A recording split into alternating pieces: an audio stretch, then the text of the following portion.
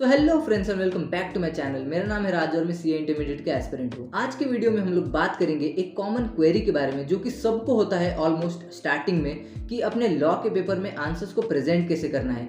खुद के लैंग्वेज में आंसर्स लिख सकते हैं क्या, या बुक के लैंग्वेज में आंसर लिखना है, या फिर केस बेस्ड स्टडी के आंसर्स को कैसे लिखना है, या डायरेक्ट क्वेश्चन के आंसर्स को कैसे प्रेजेंट करना है, कोई फॉर्मेट है क्या आंसर का, या कौन से फॉर्मेट में हमको मार्क्स मिलते हैं। तो ये सारे क्वेरीज के बारे में हम लोग आज के वीडियो में बात करेंगे डिटेल में, और मैं आपको बताऊंगा कि प्रॉपर तरीका क्या है अपने आंसर्स को प्रेजेंट करने का। सो वीडियो में जाने से पहले अगर आप मेरे चैनल पे नए हो तो चैनल को सब्सक्राइब करो और मुझे जरूर से सपोर्ट करो। आई नो आप लोग करोगे। तो पहले इस पे आते हैं कि अपने आंसर्स को खुद के लैंग्वेज में लिखना है या बुक के लैंग्वेज में लिखना है। तो इसका सिंपल सा आंसर है कि बुक का लैंग्वेज बेयर एक्ट का लैंग्वेज है कहीं कहीं पे, या ऑलमोस्ट बेयर एक्ट का लैंग्वेज है। तो आप लोग बुक के लैंग्वेज में तो लिख ही नहीं सकते हो।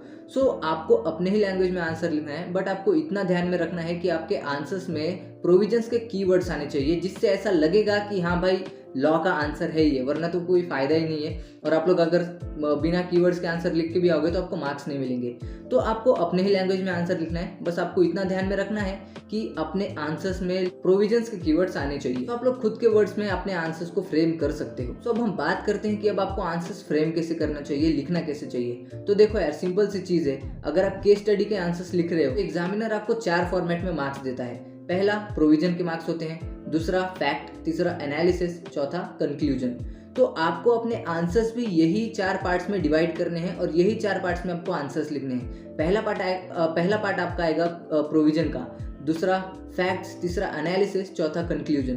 तो आपको अपने आंसर्स को ये 4 पार्ट्स में डिवाइड कर देना है केस बेस्ड स्टडी क्वेश्चन के लिए, और आप यही फॉर्मेट में अपने आंसर्स को लिखोगे, अपने लैंग्वेज में लिखोगे बट कीवर्ड्स डाल के लिखोगे। अब लॉ में यही सबसे ज्यादा इंपॉर्टेंट है। केस बेस्ड क्वेश्चंस आया तो आपको यही फॉर्मेट फॉलो करना है। आप लोग पैराग्राफ वाइज में आंसर लिख सकते हो, बट आपको मार्क्स नहीं मिलेंगे। आपको 1 या 2 मार्क्स मिल जाएंगे, बट आपको ज्यादा मार्क्स नहीं मिलेंगे, बिकॉज उतनी मेहनत लेता ही नहीं है कोई कि आपके पूरे आंसर्स को पढ़े। लेकिन एग्जामिनर को अगर आपका आंसर 4 पार्ट्स में डिवाइड हो गया, वो अपने एक एक पार्ट के हिसाब से आपको मार्क्स दे देगा। उसके लिए भी इजी रहेगा, आपके लिए भी इजी रहेगा कि आप लोग अपने आंसर्स को डिवाइड करके लिखा करो। और एक चीज जो आपको आंसर्स लिखने टाइम ध्यान में रखना है कि आपके जो मेन हेडिंग्स है या फिर जो मेन कीवर्ड्स हैं उसको हाईलाइट करना है, जिससे एग्जामिनर को इजी पड़ेगा आपके आंसर्स को चेक करने में। एंड आपको हैंड राइटिंग तो अच्छी रखनी है, ये बोलने की जरूरत नहीं है, बट अगर आपकी हैंड राइटिंग अच्छी नहीं है ना, तो आप कोशिश करो कि थोड़ा खुला खुला लिखो और अपने आंसर्स के बीच में स्पेसिंग्स देते जाओ। मतलब सपोज आपने प्रोविजन लिखा, स्पेस दो, फिर फैक्ट लिखो, स्पेस दो, फिर एनालिसिस, और फिर स्पेस, और फिर कंक्लूजन। तो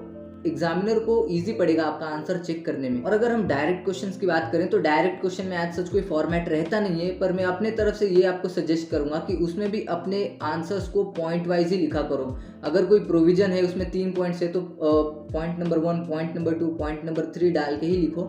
बाकी लास्ट में तो आपको नॉर्मली ही कंक्लूड करना है अपने आंसर को, बट जितना हो सके अपने आंसर्स को पॉइंट वाइज फ्रेम करने की कोशिश करो, जिससे एग्जामिनर को ज्यादा हार्ड नहीं जाए आपके पेपर को चेक करने में।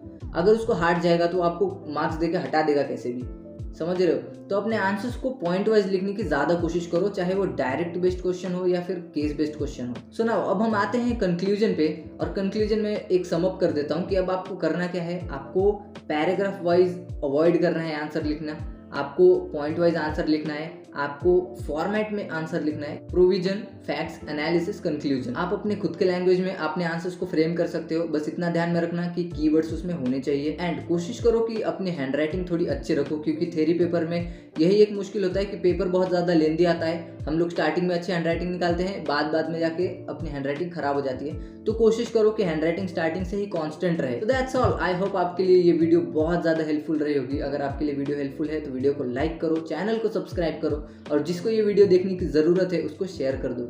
मैं मिलता हूँ आपको नेक्स्ट वीडियो में, तब तक के लिए बाय बाय।